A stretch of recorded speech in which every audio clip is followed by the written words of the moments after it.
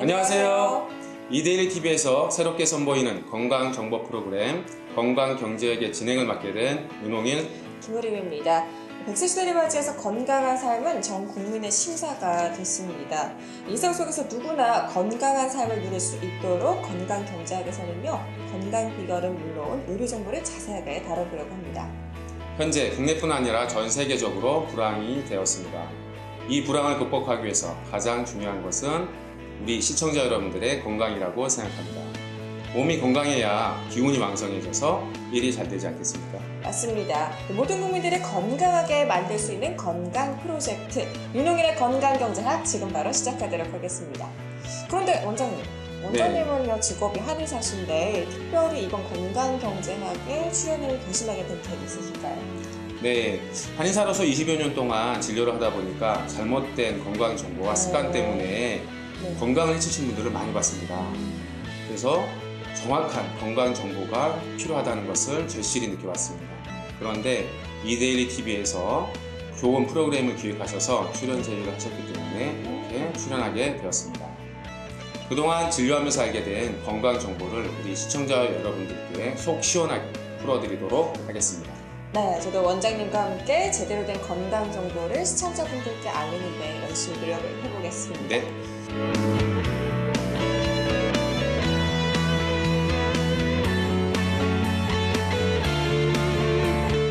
건강경제의 첫 번째 순서로 턱관절에 대한 얘기를 해보도록 하겠습니다.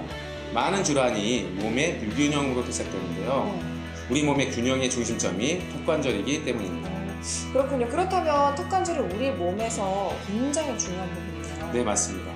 그래서 오늘 턱관절 진료를 20여 년 동안 해오신 한의사 신승호 원장님을 모시고 얘기를 나눠보도록 하겠습니다. 안녕하세요. 안녕하세요.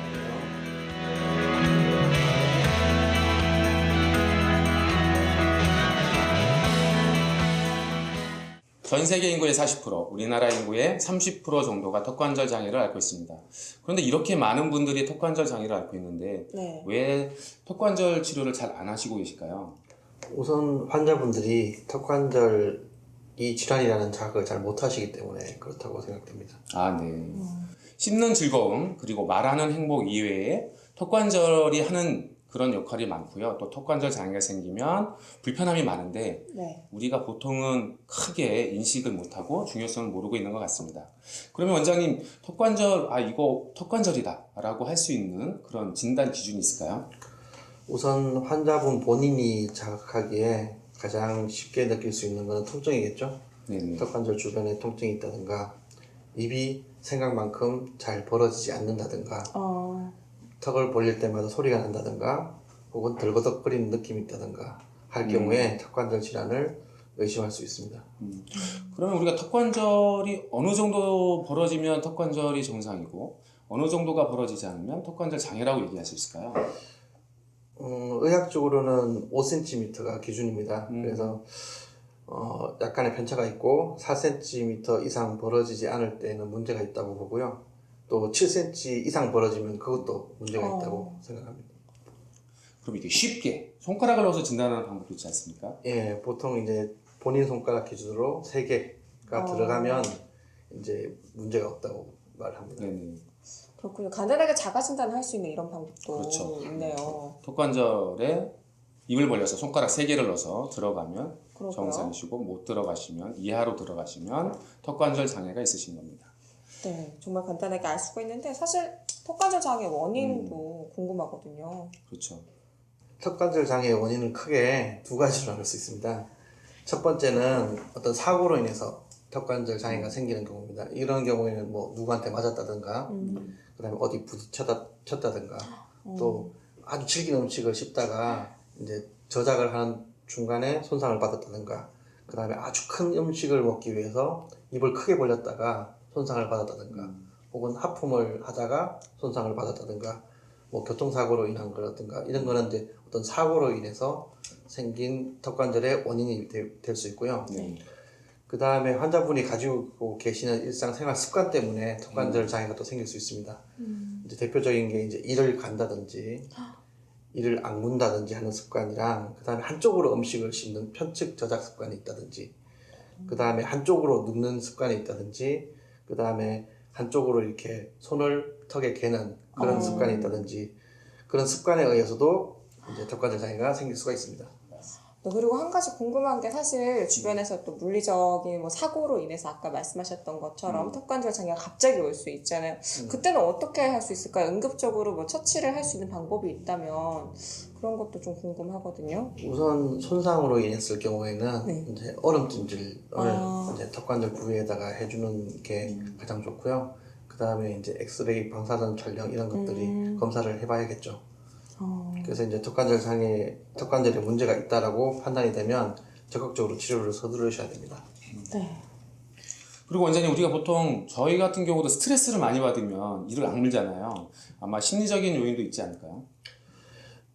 그런 경우에는 대체적으로 턱관절 장애가 기존에 생겼고 이제 스트레스를 받으면 그 턱관절 장애에 관련된 증상이 더 심해지는, 그러니까 스트레스가 턱관절 장애의 원인이라기보다는 스트레스가 턱관절 장애를 악화시키는 요인으로 보는 게 맞을 것 같습니다.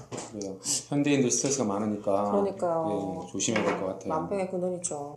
그러면 이렇게 턱관절 장애가 있으면 우리가 느낄 수 있는, 일반인이 우리 시청자 여러분들이 이렇게 왔을 때 턱관절 증상뿐만이 아니라 2차적으로 또 다른 두통이라든지 이런 증상들이 나타나지 않습니까? 네. 그것도 설명해 주시면 좋겠습니다.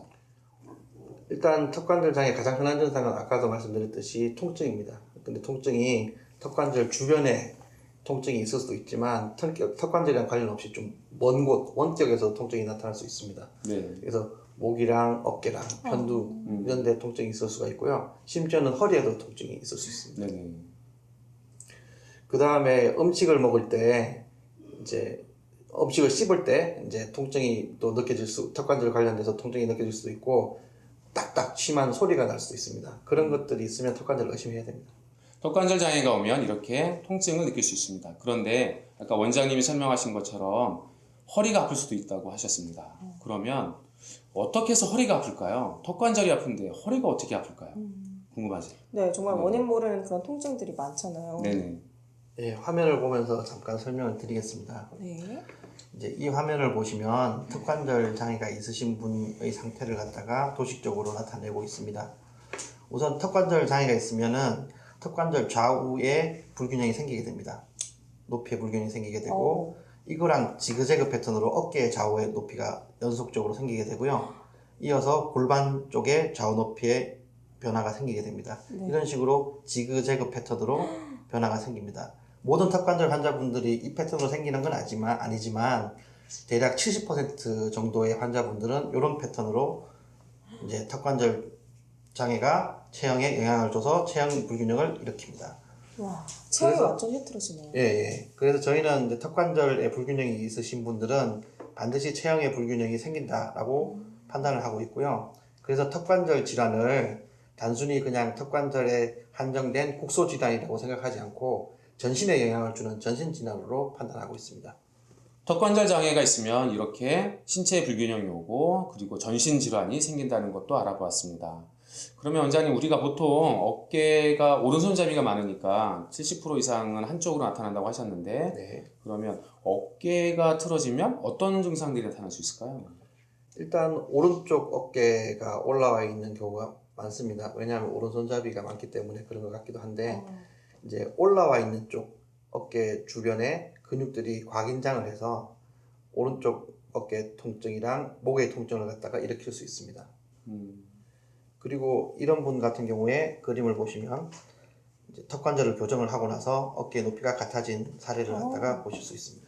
그럼 원장님, 궁금한 게 있는데요. 턱관절에 문제가 생겨서 좌우 불균형이 생기는데 그러면 어떤 이유에서 턱관절에 문제가 생겨서 허리에 문제가 생기고 균형이 깨지고 이렇게 체형 불균형이 생기는 걸까요? 턱에서부터 생각하는 것보다 골반에서부터 생각하는 게 훨씬 더 편리합니다. 이제 일단 오른쪽 골반이 올라가 있으면 몸이 왼쪽으로 넘어지려고 합니다. 그럼 왼쪽으로 넘어지는 걸 안 넘어지기 위해서 왼쪽 어깨를 올립니다. 네네. 네, 왼쪽 어깨를 올리게 되면 머리가 오른쪽으로 기울게 됩니다. 그리고 안 기울어지게 하기 위해서 턱관절에 힘을 줘서 왼쪽으로 이렇게 꺾이게 되는 겁니다. 그런 식으로 해서 전체적으로 지그재그 패턴으로 나타나게 되는 겁니다. 이건 연쇄 반응이고 이제 골반의 좌우 불균형 문제 때문에 턱관절에 문제가 생기는 것과 마찬가지로 그 역도 성립을 합니다. 그래서 턱관절의 좌우 불균형이 골반의 좌우 불균형을 일으키게 되는 겁니다. 네. 그러면 발바닥에도 문제가 생기겠네요. 예, 올라가 있는 쪽 골반의 다리가 짧아지게 됩니다. 예. 그리고 그 짧아진 다리에 체중이 좀 과하게 실리기 때문에 족저근막염도 그쪽으로 많이 생길 수 있고 아킬레스 건염도 그쪽으로 많이 생길 수가 있습니다. 머리에 있는 턱 관절 때문에 발끝까지 네. 네. 모든 것이 다 그래서 무너져버리네요. 턱관절 장애는 전신 질환이라고 말씀드린 겁니다. 그러니까 우리 인체가 사슬처럼 관절이 네. 다 연결되어 있기 때문에 이렇게 통증이 나타나는 것 같고요. 일반적으로 발바닥 통증 족저근막염이라고 해서 치료를 했는데 네. 잘 안 낫고 또 다시 재발을 하고, 그래서 재발하는 거를 치료를 했는데 또 재발하는 것들은 보면 대부분 마지막에 종국에는 턱관절을 치료하면 좋아지는 것 같습니다. 예, 그 문제랑 관련돼서 여기 무게중심에 대한 화면을 하나 더 설명드리면 이제 이 그림을 자세히 보시면 턱관절 장애가 있으신 분의 이제 체형을 갖다가 분석한 사진입니다. 골반의 가운데 수직선을 갖다가 올려서 그러면 목의 중심이랑 머리의 중심을 통과해야 되지 않겠습니까? 근데 네. 지금 이분을 보면은 왼쪽으로 통과되고 있죠. 아, 네. 그러니까 이분은 그런 좌우 불균형의 노력에도 불구하고 머리가 오른쪽으로 이동되어 있는 분입니다. 네네. 당연히 체중이 오른쪽 하지에 많이 실리게 되고요. 오른쪽 무릎, 그 다음에 오른쪽 발목, 오른쪽 발바닥에 와. 문제를 일으킬 수 있는 상황이 되시는 거죠. 뿐만 아니라 두통을 호소하는 분들 네. 중에서도 뭐 턱관절 장애와 관련이 있다고 많이 들었어요. 네, 뭐 두통의 대부분이 근육 긴장성 두통이라고 알려져 있습니다. 턱관절에 문제가 있으면 턱관절 주변에 근육들이 같이 긴장을 하게 돼서 두통을 일으키게 되는데요. 가장 흔한 두통이 편두통이죠. 그러면 이 그림을 보시면 턱관절을 가로지르는 근육, 그러니까 입을 닫는 근육 중에 이제 템포랄리스라는 측두근이라는 근육이 있습니다. 이 근육이 편두통의 가장 큰 원인이 되는 근육이고 이 근육이 긴장을 해서 편두통을 호소하는 턱관절 관련 환자분들이 다수 있으십니다.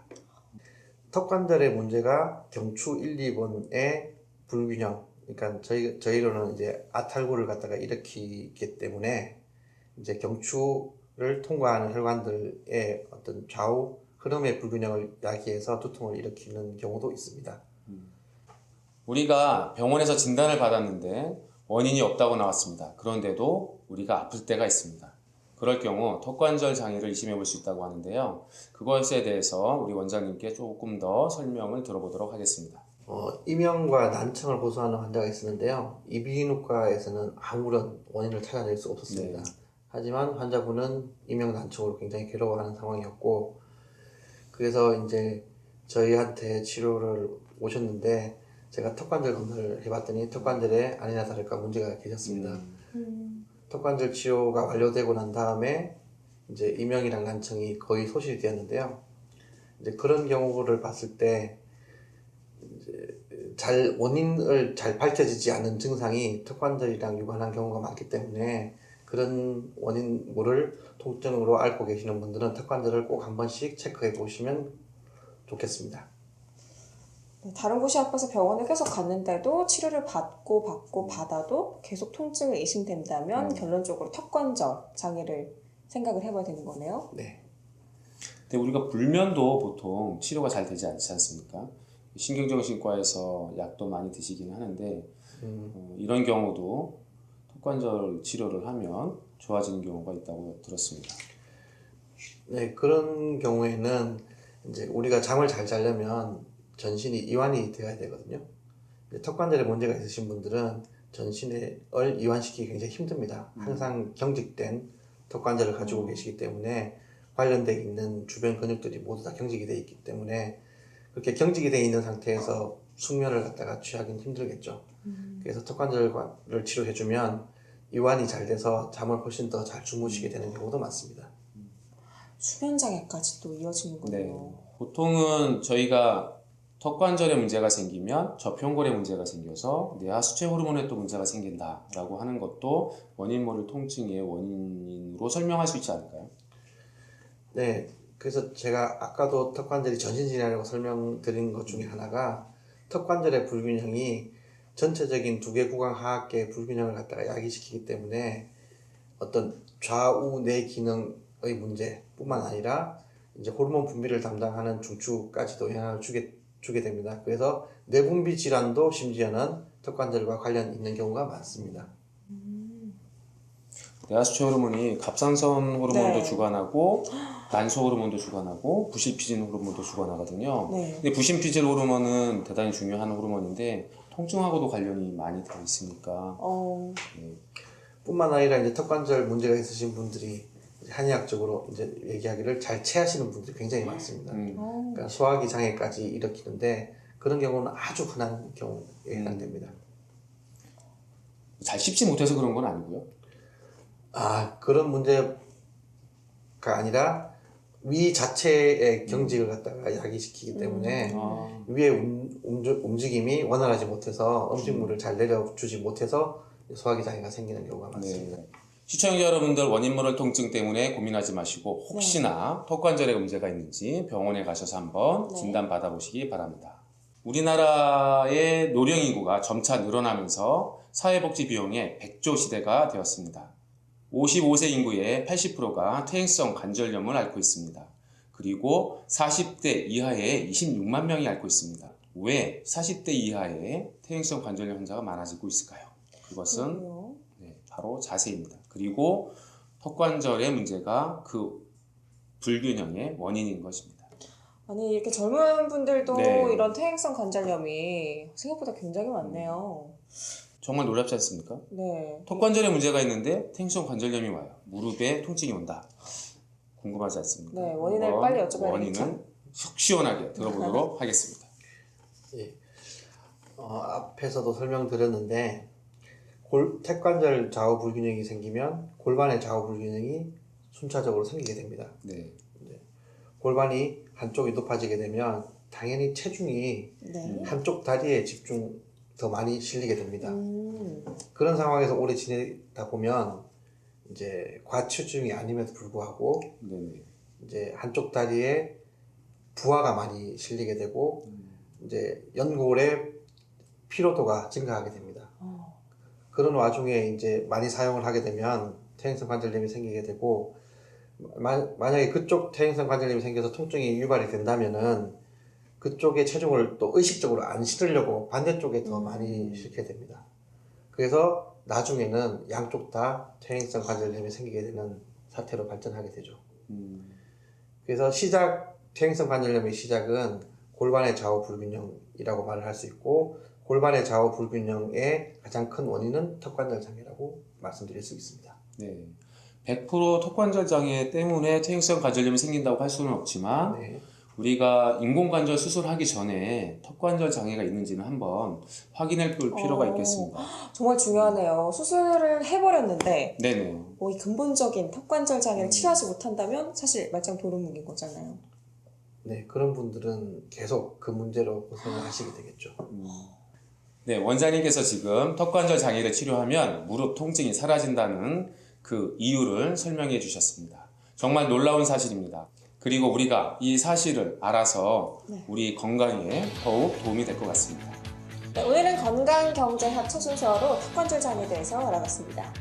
네, 우리 인체의 밸런스 중심인 턱관절의 중요성을 시청자 여러분들이 잘 인지하셔서 적극적인 치료를 통해서 더욱 건강하고 행복하게 사셨으면 하는 마음에서 턱관절에 대해서 다루어봤습니다. 다음 시간에는 오늘 순서에 이어서 턱관절 치료법에 대해서 자세히 알려드리고 턱관절 치료를 얻을 수 있는 여러 효과 중에서 양압수술 효과와 집중력 개선에 대해서 알아보도록 하겠습니다. 네, 오늘 준비한 소식은 여기까지고요. 저희는 다음 주 이 시간에 또 신승호 원장님 모시고 턱관절 장애 두 번째 이야기로 또 만나보겠습니다. 네, 시청해주신 여러분 감사합니다.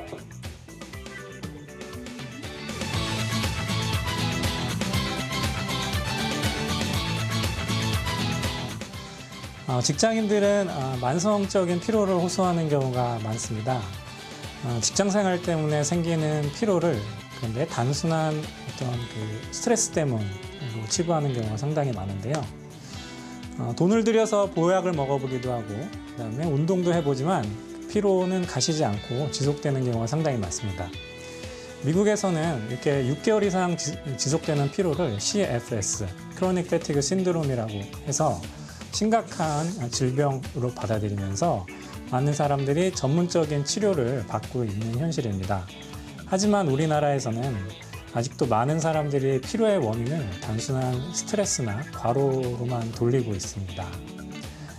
피로는 일상생활에서 일의 능률을 떨어뜨리고 다시금 스트레스를 야기해서 삶의 질 자체를 떨어뜨리게 됩니다. 만성적인 피로를 앓고 있는 사람 중 상당수가 턱관절에 불균형이 있다는 사실을 알고 계셨나요? 턱관절을 바로잡게 되면은 몸의 피로가 회복되는 경우가 많습니다. 척추의 정렬, 혈액순환, 그리고 몸의 많은 부분들이 이 턱관절과 연결이 되어 있기 때문입니다. 맑은 정신으로 좋은 컨디션을 유지할 수 있다면 직장 생활에서 스트레스 대항력을 높여주고 좋은 성과를 낼 수 있겠죠. 일에 치이고 사람에 치이면서 힘들게 직장 생활을 하는 모습을 한번 상상해 보십시오. 그리고 주도적으로 일을 해나가면서 활력이 넘치게 일을 하는 모습을 한번 상상해 보십시오. 만약 몸의 불균형이 개선돼서 주도적인 직장 생활을 그리고 활력이 넘치는 직장 생활을 해나갈 수 있다면 그로 인해서 얻게 되는 경제적 효과는 이루 말할 수가 없겠죠.